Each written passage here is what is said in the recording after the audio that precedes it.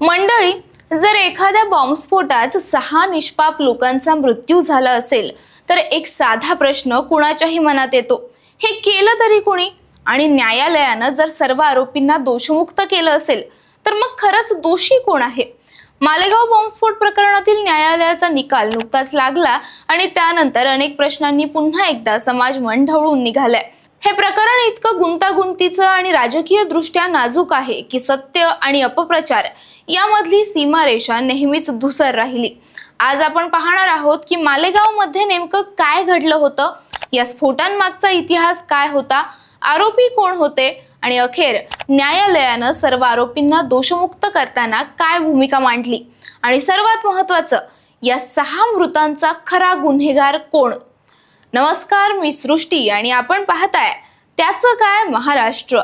तर मंडळी, संपूर्ण देश हादरवून टाकणाऱ्या मालेगाव बॉम्बस्फोट प्रकरणाचा निकाल अखेर 18 वर्षांनी लागला।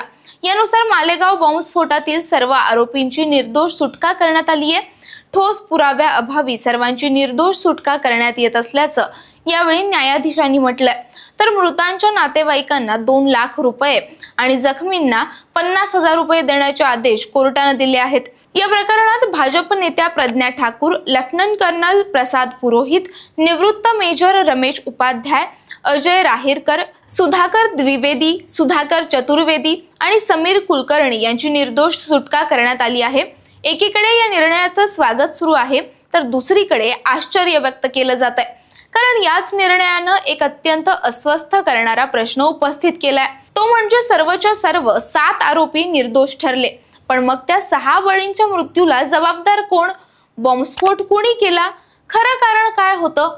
मुंबई साखळी बॉम्बस्फोटात जसं विचारलं गेलं होतं की 200हून अधिक लोकांना मारणारा खरा दोषी कोण, तसाच प्रश्न इथेही ठामपणे उभा राहतो। मालेगाव मधल्या 6 जणांच्या मृत्यूला जबाबदार कोण? मालेगाव मधल्या 8 सप्टेंबर 2006 या दिवसाची दुपार अनेकांच्या स्मरणात अजूनही ताजी आहे। मुस्लिम बहुल असलेल्या मालेगाव शहरात शबे बारातच्या निमित्तानं मोठ्या प्रमाणावर लोक मशिदींसमोर नमाज अदा करत होते। त्याच दरम्यान मशिदींसमोर सायकलवर ठेवलेली स्फोटकं फुटली। सलग 4 स्फोट झाले आणि त्यात 6 लोकांचा जागीच मृत्यू झाला, तर 100हून अधिक लोक गंभीर जखमी झाले। परिसरात एकच अफरातफर माजली। पोलिसांनी सुरुवातीला हे प्रकरण दहशतवादाशी जोडून पाहिलं आणि त्याची चौकशी सुरू झाली। या बॉम्बस्फोटानंतर देशभरात एकच गदारोळ माजला। पहिल्यांदा या घटनेला इस्लामिक दहशतवाद्यांचं काम मानलं गेलं, पण काही महिन्यांनी परिस्थिती बदलली। ATS आणि CBIच्या तपासानंतर 2008 मध्ये या प्रकरणाचा तपास NIA राष्ट्रीय तपास यंत्रणेकडे सोपवण्यात आला आणि इथूनच या प्रकरणाला एक नवं वळण मिळालं। या तपासात हिंदुत्ववादी संघटनांशी संबंधित असलेल्या काही लोकांची नावं पुढे आली।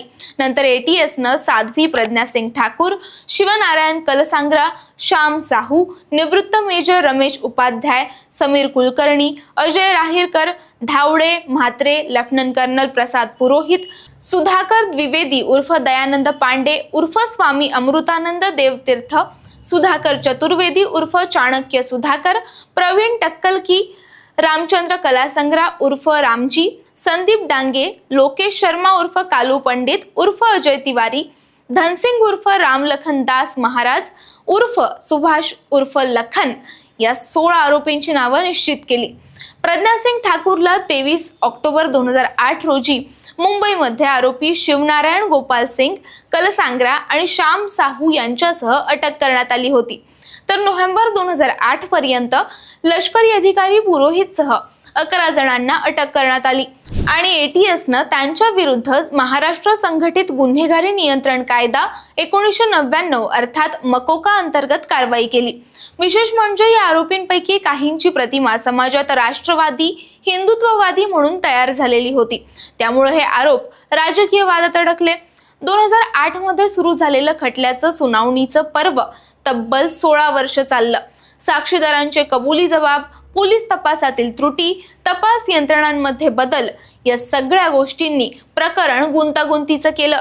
दरम्यान साध्वी प्रज्ञा राजकीय दृष्ट्या सक्रिय झाल्या आणि खासदार म्हणून लोकसभेत दाखल झाल्या, त्यामुळे प्रकरणाचा राजकीय कोन अधिक ठळक झाला।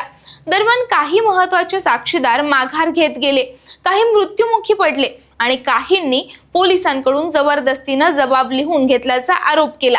या प्रकरणात सुरुवातीला काही मुस्लिम तरुणांनाही अटक झाली होती, पण त्यांना पुरावे नसल्यामुळे नंतर निर्दोष मुक्तता देण्यात आली। त्यानंतर ATSनं जे जबाब घेतले ते न्यायालयात साक्षीदारांनी फेटाळले। अनेकांनी सांगितलं की त्यांच्याकडून जबरदस्तीनं दबावाखाली जबाब लिहून घेतले गेले। काही पुरावे न्यायालयात ग्राह्य धरलेच गेले नाहीत। न्यायालयानं शेवटी 30 जुलै 2025 रोजी निकाल देताना स्पष्ट केलं की पुराव्याअभावी कोणालाही दोषी ठरवता येत नाही। अदालतीनं सर्व 7 आरोपींना निर्दोष ठरवलं। कोर्टानं हेही नमूद केलं की या प्रकरणात साक्षीदारांचे जबाब कमकुवत होते। अनेकांनी न्यायालयात पलट्या घेतल्या, काही पुरावे सुसंगत नव्हते, पण त्याचबरोबर एक मोठा प्रश्न न्यायालयानं न सोडवता खुला ठेवला। जर आरोपी निर्दोष असतील तर मग स्फोट कुणी घडवून आणला? या स्फोटांमध्ये 6 लोकांचे प्राण गेले, 100हून अधिक लोकांचं आयुष्य उद्ध्वस्त झालं। याला जबाबदार कोण? हा निकाल लागल्यानंतर देशभरातून वेगवेगळ्या प्रतिक्रिया येऊ लागल्या। काहींनी याला न्यायव्यवस्थेचं यश म्हटलं, तर काहींनी पुराव्यांचा मृत्यू असा टोला लगावला। विशेषतः मुस्लिम समाजात या निकालामुळे नाराजीचं वातावरण आहे।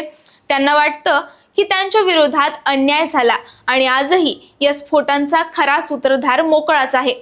ज्यानं हे सगळं केलं तो मुळात कोर्टाची पायरी सुद्धा चढलेला नाही का, असा प्रश्न इथं उपस्थित होतो। कारण कोर्टानं सिद्ध केलं की या 7ही जणांचा या स्फोटात सहभाग असल्याचा कुठलाच ठोस पुरावा नाही। दुसरीकडे भाजप व अन्य हिंदुत्ववादी संघटनांनी या निकालानंतर साध्वी प्रज्ञा आणि पुरोहित यांचा मानसन्मान केला। या सगळ्या घडामोडींमुळे पुन्हा एकदा हिंदू टेरर विरुद्ध न्याय निष्कलंकता या चर्चेला ऊत आलाय। एकंदरीतच 2006 मधील मालेगाव बॉम्बस्फोटानंतर तब्बल 18 वर्षांनी लागलेला हा निकाल काहींच्या दृष्टीने समाधान देणारा असू शकतो, पण अनेकांच्या मनात अजूनही धसका आहे। खरं काय घडलं? खरंच न्याय मिळाला का? आणि सर्वात महत्त्वाचं, जे 6 निष्पाप बळी गेले त्यांचं काय? त्यांच्या मारेकऱ्यांचा शोध घेणं अजून बाकीच आहे का? तुम्हाला काय वाटतं, या प्रकरणात खरं कोण बोलतंय? तपास यंत्रणा फसल्या की राजकारण आडवं आलं? तुमचं मत खाली कमेंटमध्ये नक्की कळवा। बाकी राजकारणाच्या आखाड्यात आपली नजर कायम असणारच आहे, तेव्हा कुठेही जाऊ नका, पाहत रहा, सबस्क्राईब करा। त्याचं काय महाराष्ट्र।